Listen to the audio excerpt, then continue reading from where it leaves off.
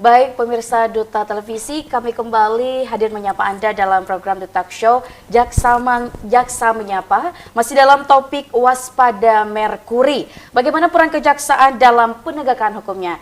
Kita tadi pada segmen pertama telah berbincang ya tentunya tentang sejarah Merkuri, jenis-jenis Merkuri dan juga dari jenis-jenisnya begitu pemirsa ya. Kita akan kembali berbincang bersama 3 narasumber kita dari Kejaksaan Negeri Barito Kuala.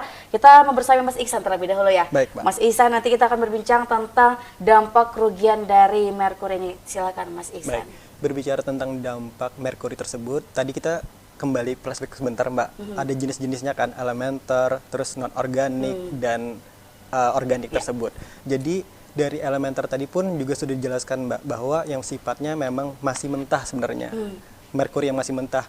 Bagaimana itu diolah dan bagaimana penanganan dampaknya itu apabila misalnya nih Mbak, Merkuri terdapat di bola lampu. Itu pembuangannya bagaimana, cara kita membuang bola lampunya, terus misalnya pada baterai, bagaimana limbah baterai tersebut kita tangani. Jadi tidak sembarangan harus dibuang karena itu bakal berdampak di lingkungan tersebut.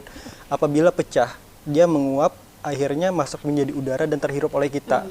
Sama juga apabila dikubur, terus dikubur bakal merusak lingkungan tanah di sekitarnya. Nah ini adalah bentuk dampak elementer tersebut.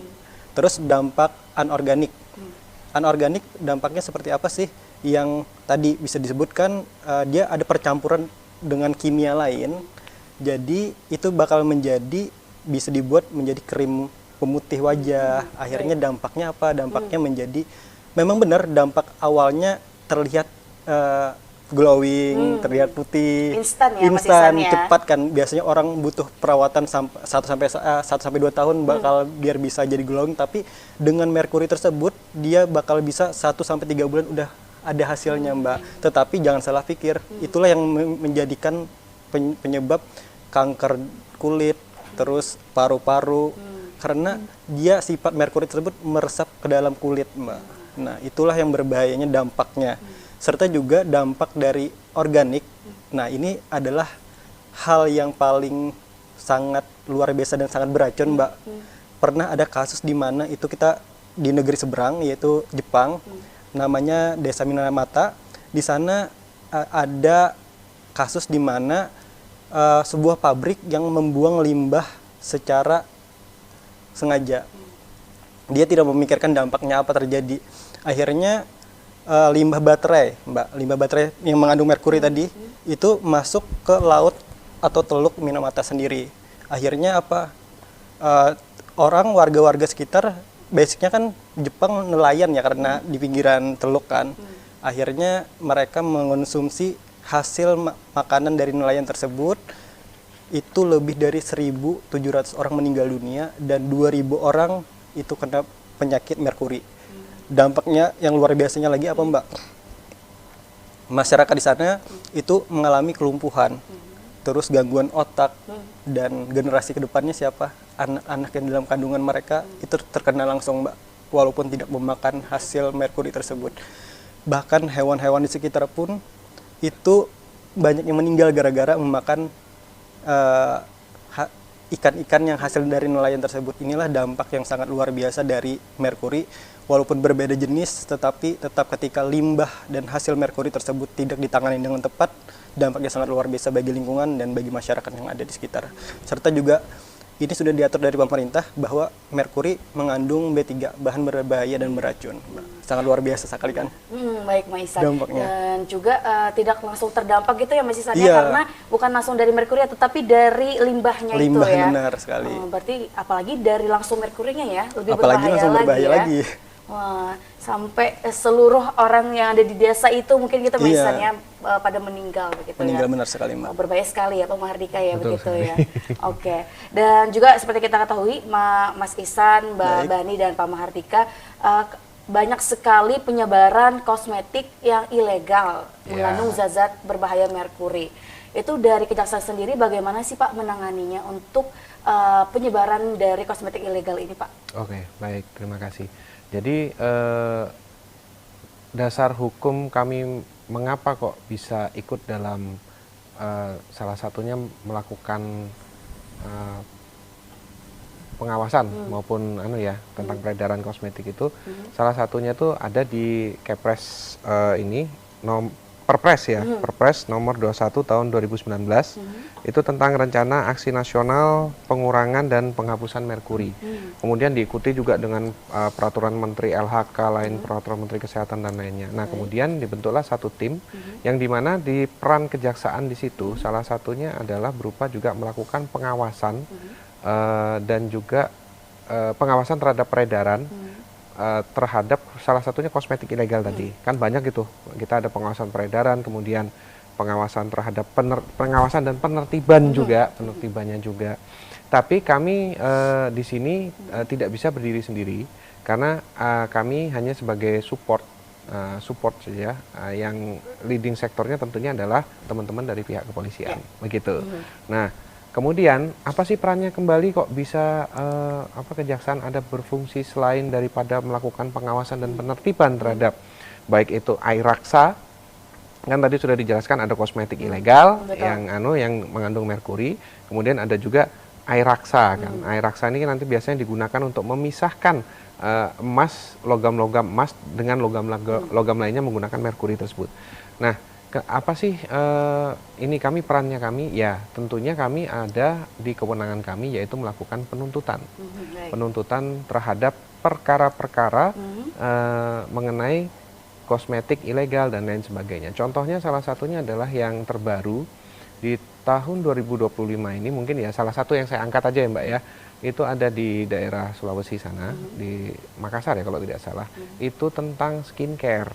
Skincare tapi yang ilegal dan ya kita bisa katakan ilegal. Kenapa? Karena tidak ada BPOM-nya, terbuktinya dan kemudian izinnya juga tidak ada, izin edarnya juga tidak ada.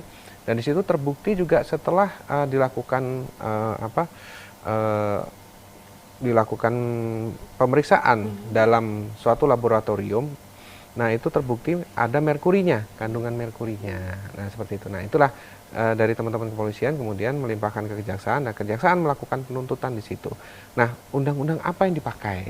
Nah, kalau yang dalam hal ini itu undang-undang tentang kesehatan, ya kan. Nah, tapi ada juga yang tentang perdagangan. Salah satunya adalah distribusinya, Airaksa atau distribusinya itu. Kemudian bisa juga undang-undang lainnya juga seperti KUHP, baik yang lama maupun yang baru yang akan berlaku ini nanti, seperti itu Mbak. Lumayan panjang sekali ya Pak Mahardika ya, dan tentunya kejaksaan berperan hadir juga dan bersinergi bersama pihak BPOM ya Pak ya, SKPD dan lain juga ya, berarti saling berkolaborasi begitu ya. Oke, baik. Dan dari sejauh ini Pak Mahardika, apa sih tantangan terbesar gitu ya untuk menangani kasus peredaran merkuri ini Pak? Iya, jadi tantangan terbesarnya itu sebenarnya timbul dari masyarakat yang masih belum mengenal merkuri itu apa. Betul. Tetap digunakan. Kan gini Mbak, kadang-kadang ya mohon maaf ya, ada kita ambil contoh dari tahun 1850 dulu pada waktu masih zaman VOC berkuasa lah ibaratnya gitu ya. Kita tarik sejarahnya ke belakang. Masyarakat itu mungkin ilmunya dapat dari luar, saya tidak tahu juga ya. Tidak tahu pasti juga. Memisahkan emas, ditambang emas itu menggunakan merkuri. Nah, dampaknya itu dari tahun itu sampai dengan sekarang itu berkelanjutan. Nah, tantangannya itu ya salah satu adalah kita harus melakukan edukasi terhadap masyarakat. Kemudian juga kita harus memberikan pemahaman yang pasti dan terukur kepada perusahaan-perusahaan yang melakukan pengelolaan merkuri tersebut. Contohnya kayak tadi yang mungkin perusahaan baterai atau seperti itu kan yang memang menggunakan merkuri. Lalu kemudian perusahaan-perusahaan tambang yang menggunakan merkuri, bisa juga kepada kosmetik karena mereka ini kadang-kadang masih awam, ada yang masih awam tentang merkuri tersebut, dan juga mengenai masalah dalam hadirnya tantangannya itu ya salah satunya itu tadi hadirnya kita dalam melakukan edukasi terhadap masyarakat. Itu aja sih Mbak. Baik. Dan tentunya juga ini adalah peran dari seluruh SKPD tadi ya Pak ya, seluruh Ya, pemerintah termasuk juga, kepolisian juga. salah gitu. satunya juga dari teman-teman dari Kementerian LHK, Lingkungan betul. Hidup dan Kehutanan. Itu juga jangan dilupakan karena mereka yang berperan serta juga. Untuk dampak lingkungannya juga gitu ya Dampak Pak ya. lingkungannya juga dan juga tentang dengan kesehatan. Ya itu tadi karena apa? Kita juga minta dalam persidangan itu nanti kita menghadirkan ahli. Ahlinya itu dari Kemen LHK, tadi itu dari Kemenkes dan lain sebagainya. Seperti itu. Oke, baik Pak Mahardika. Oh ya Mas Ihsan, dari Mas Ihsan sebagai duta nih ya. Siap, Mbak. Oke, baik. Jadi sejauh mana sih dari kejaksaan untuk mengedukasi dan memahamkan masyarakat begitu tentang bahaya merkuri ini Mas Ihsan? Baik, dari kejaksaan yang pertama dari bidang kita itu ada namanya, saya menggencarkan namanya programnya Peduli Aset, Mbak. Jadi bagaimana Peduli Aset ini bergerak, yaitu kita harus peduli dulu terhadap diri kita sendiri, bagaimana kita merawat diri kita sendiri, terus bagaimana kita merawat internal kita, eksternal kita, dan yang lainnya untuk masyarakat luas. Yang pastinya kita mengedukasi, yang pertama kita sosialisasikan dulu dampak-dampaknya melalui media sosial kita. Oke, baik. Tidak mesti saya sebagai anak kejaksaan atau insan adiaksa, tetapi masyarakat luas pun berhak untuk melakukan edukasi tersebut karena dampaknya itu sangat luar biasa bagi masyarakat yang tidak menggunakannya. Karena apabila satu edukasi itu bisa kita sebarluaskan, itu bermanfaat bagi orang luas juga.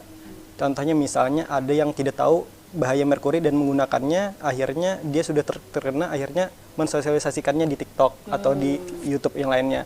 Sama halnya seperti kita saat ini di Jaksa Menyapa saat ini kan kita juga mensosialisasikan tentang bahayanya merkuri. Ini adalah salah satu faktor bagaimana kita mengedukasi masyarakat luas. Selain sosialisasi di sosial media, adakah juga yang langsung turun ke lapangan gitu Pak Mahardika, Mas Ihsan? Seperti penyuluhan atau bagaimana seperti itu? Biasanya ada. Oh, nah, ada itu termasuk salah satunya ini kan programnya dari teman-teman di bidang intelijen ya kan. Nah, ini penerangan hukum. Nah, ada programnya lagi penyuluhan hukum. Nah, dalam penyuluhan hukum itu seperti kemarin kami juga ini agak sedikit lompat ya. Itu ada juga tentang narkoba dan ada juga mungkin tentang mengenalkan merkuri itu apa, nah seperti itu. Berarti kejaksaan juga langsung turun ke lapangan begitu iya, ya benar, Mbak. untuk sosialisasi dan juga penyuluhan tentang merkuri ini. Oke, baik. Pemirsa, kita nanti akan kembali pada segmen ketiga masih dalam The Talk Show Jaksa Menyapa dengan topik waspada merkuri.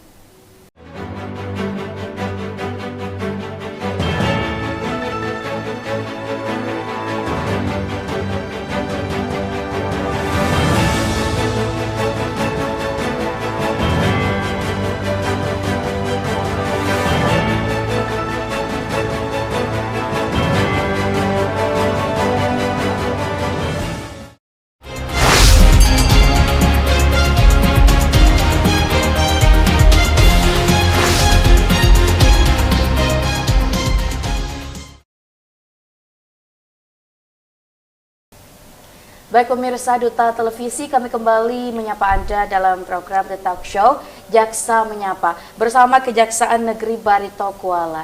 Kita masih pada topik waspada merkuri. Bagaimana sih dari Kejaksaan untuk menangani hal ini ya, pemirsa Duta Televisi?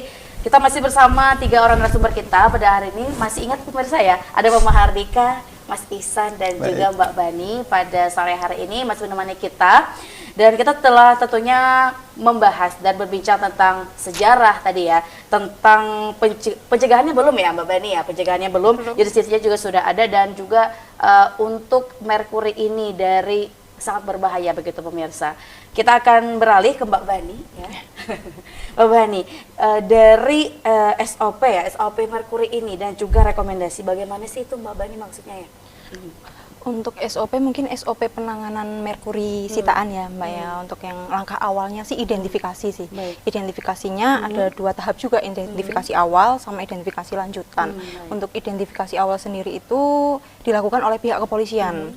Pihak kepolisian menentukan setelah barang bukti dari perkara tersebut disita oleh polisi, kemudian pihak kepolisian menentukan gitu jenisnya, jumlahnya, kemudian asal usul merkuri tersebut dan ukurannya dan yang disesuaikan dengan dokumen yang menyertai. Kemudian untuk identifikasi lanjutan itu baru pihak kepolisian itu berkoordinasi dengan instansi yang ahlinya dari DLH, Dinas Lingkungan Hidup, itu dari ahli B3 atau limbah.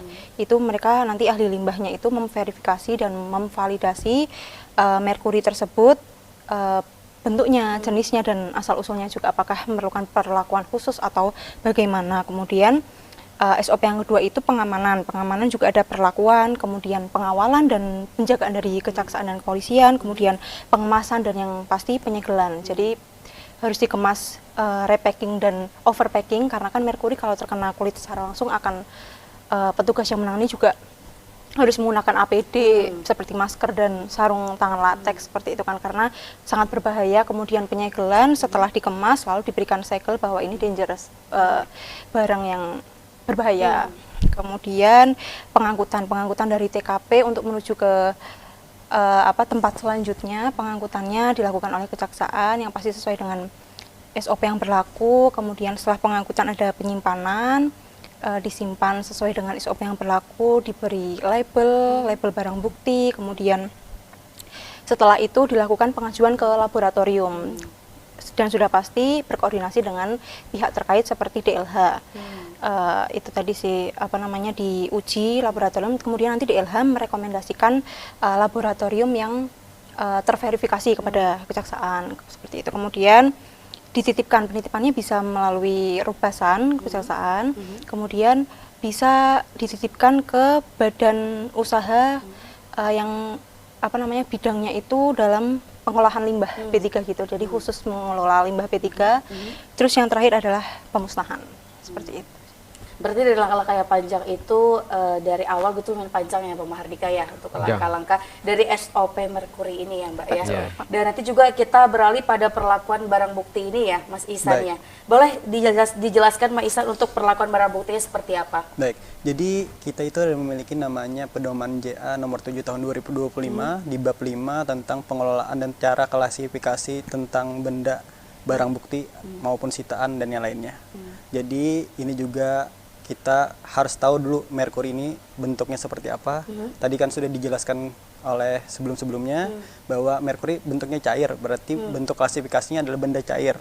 Terus klasifikasi selanjutnya adalah benda B3, berbahaya dan beracun. Artinya harus dengan segel maupun penutupan yang lainnya. Juga teman-teman di rumah maupun di YouTube channel Duta TV bisa melihat secara langsung di layarnya bahwa alurnya itu yang pertama kita dari kejaksaan itu kita melakukan pemeriksaan checklist dulu Mbak. Jadi kita checklist dulu barang-barangnya, dilakukan barang buktinya, misalnya merkurinya jenisnya apa, elementer atau non elementer. Terus kondisi kemasannya bagaimana, tertutup rapat atau tidak. Terus setelah itu kita setelah lolos dari pemeriksaan itu masuk ke pemilahan. Nah, jadi ada tipe A sama tipe B. Nah, tipe A itu yang masih bahan mentah, terus yang tipe B itu yang sudah jadi kemasan. Misalnya jadi kemasan itu seperti kayak kosmetik, terus benda-benda yang sudah bercampur dengan kimia lain. Baik, setelah dilakukan pemilahan, dia masuk ke penanganan. Bagaimana penanganannya? Penyimpanan sementara. Terus setelah sudah disimpan di sementara, itu nanti apabila barang buktinya memang masih bisa dikelola oleh kita, itu bakal kita kelola dengan baik dan bagaimana sesuai dengan ahlinya. Tetapi apabila tidak bisa kita lakukan pemilahan atau penyimpanan kita, maka kita bakal titipkan, namanya ada B6 Mbak, untuk penitipan barang bukti tersebut.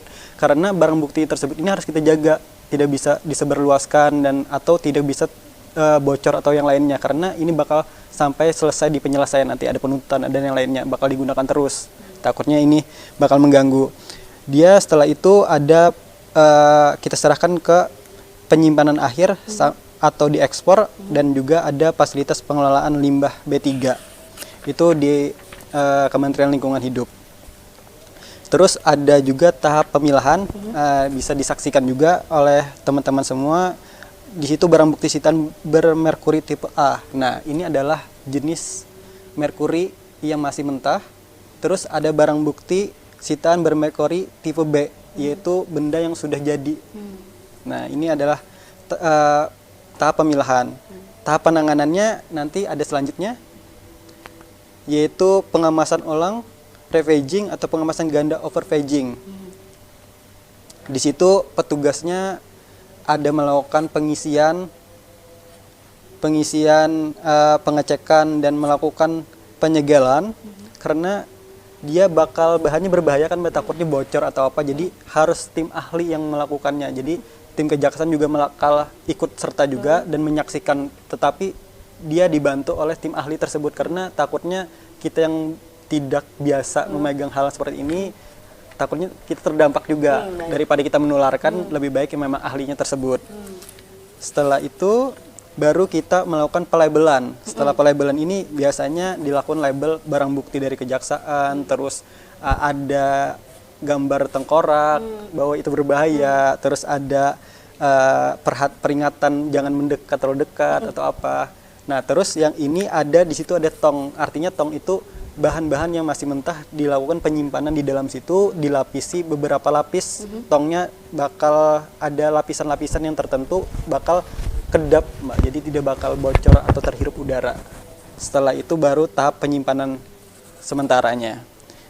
Setelah di tahap penyimpanan sementara ini bisa dilakukan sebagai tanggal, jenis sumber kemasan, ukurannya berapa, dan dilakukan penyimpanan secara baik dan diperhatikan secara seksama dan harus berulang kali dipantau, Mbak. Karena itu bakal kami rawat juga, dan nanti bakal ada ada land kejaksaan yang bakal di sekitar situ, biar itu memang menandakan bahwa hasil dari kejaksaan juga dan barang bukti kejaksaan.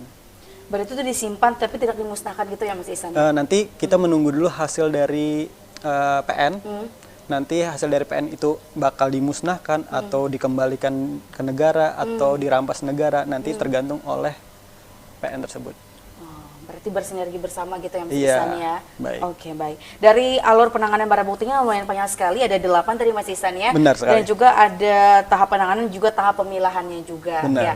Dari oknum-oknum pelaku untuk yang memakai merkuri di kosmetiknya ini Pak Mahardika, bagaimana sih Pak perlakuan hukum untuk pelaku oknum-oknum ini Pak?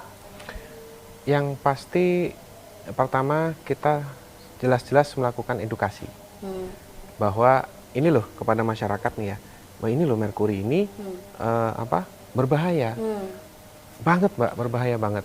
Bahkan salah satunya adalah kalau ada seorang ibu yang menyusui itu menggunakan kosmetik yang bermerkuri ya, skincare yang ilegal dan lain sebagainya, itu nanti akan meresap masuk ke dalam jaringan darahnya dan berpengaruh kepada ASI-nya. Nanti diminum oleh anaknya. Nah, itu edukasi yang pertama, baik kepada masyarakat maupun kepada para oknum-oknumnya adalah ya, sudah stop untuk seperti itu karena itu membahayakan sekali. Nah, tapi kalau juga tetap tidak bisa, ya kita tindak. Nah, kalau memang tetap tidak juga masih melakukan penjualan, tidak juga sadar diri, ya kita tindak. Ya salah satunya itu tadi kolaborasi antara kami dengan teman-teman penyidik di kepolisian, yaitu tadi baik teman penyidik kepolisian ataupun penyidik dari PPNS tertentu yang lainnya ya, itu nanti akan saling berkolaborasi untuk memberantas kosmetik ilegal maupun penggunaan merkuri yang berlebihan ini. Betul. Seperti itu. Berarti ada hukuman tersendiri ya Pak ya? Ada. Supaya ada efek jerah bagi oknum-oknum yang pemakai untuk merkuri ilegal ini ya Pak Ya, ya? itu tadi. Merkuri yang berlebihan begitu ya? Ya, itu tadi yang ada di Undang-Undang Kesehatan, ada di Undang-Undang Perdagangan juga ada, macam-macam Mbak. Kemudian di KUHP yang baru maupun yang lama itu semua sudah diatur di dalam situ. Makanya masing-masing ancaman hukumannya berbeda dan memang itu biasanya tinggi-tinggi gitu. Nah, makanya stop untuk berbuat seperti itu. Nah, kemudian itu tadi saya menambahkan sedikit dari Mas Iksan ini tadi ya, mengenai penanganan barang buktinya tadi itu ya, perlakuan. Intinya merkuri itu berbahaya bagi tubuh, kulit pun berbahaya. Jadi kami masukkan dalam kategori perlakuan khusus. Gedungnya pun berbeda, tempat penyimpanannya pun berbeda, dan nanti pemusnahannya pun juga khusus. Nah, kalau pemusnahannya itu di kami biasanya itu akan kami serahkan kepada kementerian yang memang bisa untuk melakukan pemusnahannya tersebut, seperti itu. Misalnya nih, ini dimusnahkan, nah kami akan bekerja sama dengan itu tadi, dengan kementerian tersebut untuk melakukan pemusnahan. Ada juga yang bisa menguapkan merkuri, tapi harus di suhu 365 derajat Fahrenheit kalau tidak salah itu. Sangat tinggi sekali gitu loh. Jadi untuk menguapkannya itu. Jadi pada intinya kami akan menyerahkan kepada kementerian, karena di kami juga memang masih belum ada alat untuk memusnahkan merkuri tersebut. Nah, tahapan tadi yang disampaikan oleh Mas Iksan itu adalah tahapan yang memang ada di kewenangan di dalam bidang kami ini. Nah, bidang kami pemulihan aset dan pengelolaan barang bukti, seperti itu. Dan tentunya kembali ya pemirsa Duta Televisi, seluruh elemen gitu ya, tidak hanya kejaksaan, dari pihak BPOM, SKPD yang lain, masyarakat yang lain juga harus mengedukasi kiranya masyarakat yang lain untuk tidak menggunakan merkuri ini ya Pak ya. Jadi tidak, semua kita berperan penting tentunya ya. Harus terukur. Betul sekali Pak. Tidak hanya kejaksaan saja nih Pak yang berperan begitu ya. Benar. Semua elemen masyarakat. Baik pemirsa Duta Televisi, kita akan kembali nanti pada segmen keempat. Terima kasih tentunya sudah membersamai kami. Tetaplah bersama kami dalam program The Talk Show Jaksa Menyapa bersama Kejaksaan Negeri Paritokuala.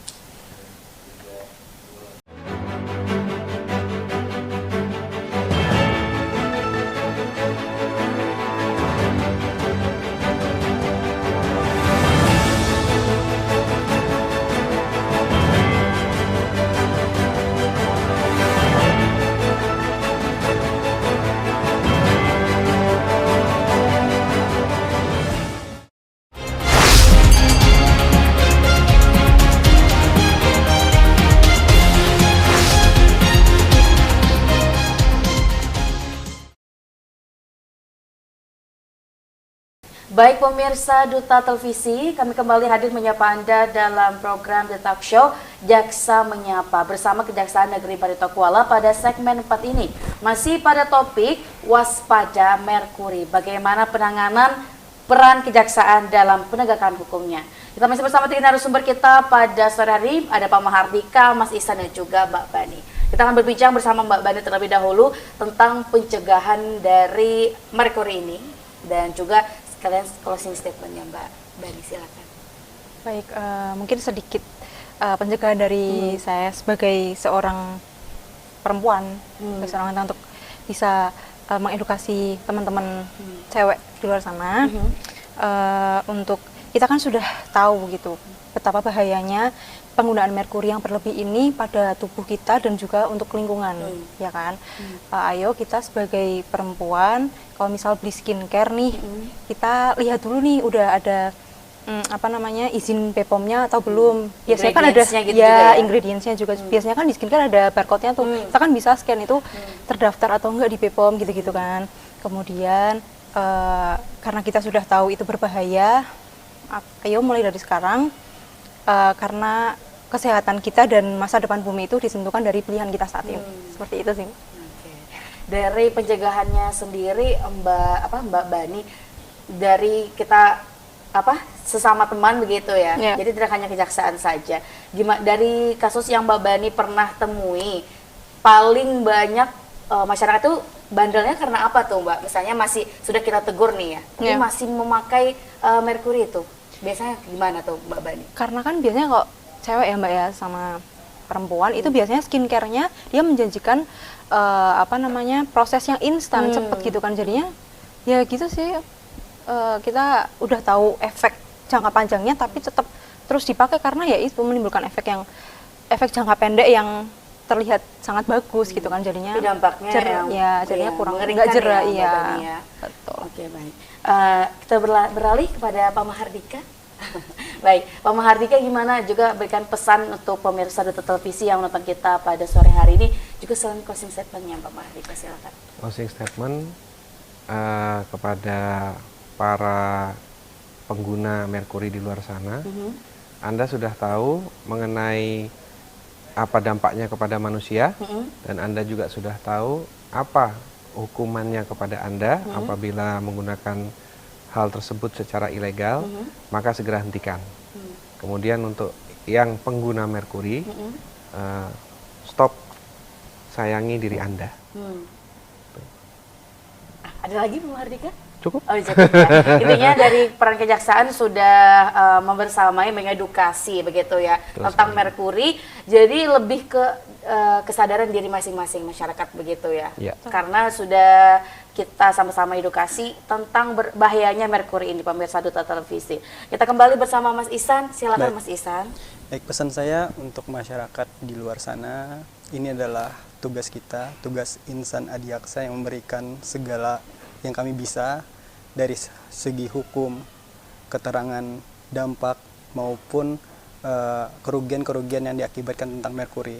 Kami harap teman-teman semua dan penonton setia Duta TV bisa menjauhi merkuri tersebut. Dampaknya sangat luas, tidak hanya diri kita, tapi kita merugikan anak dan teman-teman kita yang lainnya apabila ini terus berlanjut. Itu saja Mbak Pia. Baik, terima kasih Mas Ihsan, Pak Mahardika dan juga Mbak Bani bersama kita tentunya dalam topik waspada merkuri ini, dan tentunya bagaimana peran kejaksaan dalam menangani untuk merkuri ini, Pak Mahardika.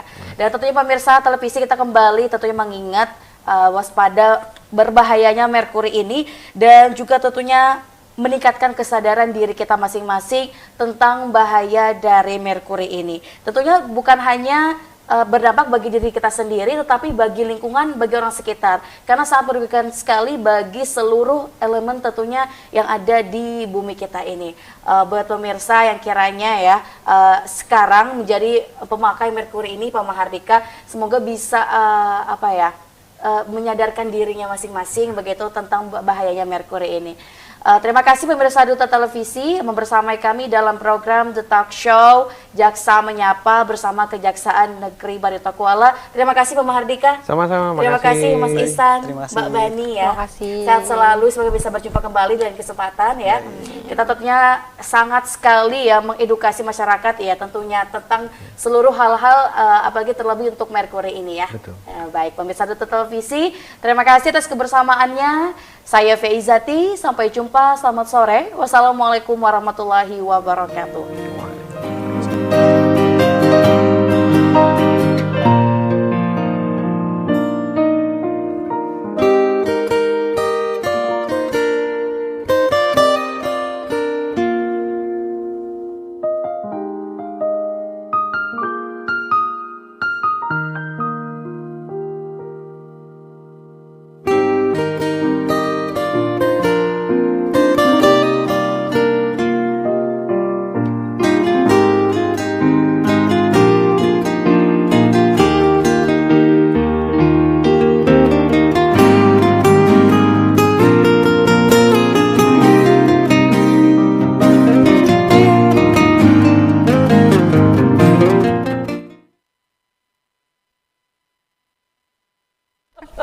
Ya Kedinginan beginilah. kah? Enggak, emang Oh, bubuk. iya. Emang dingin Mbak, di bawah AC Emang langsung dingin ya?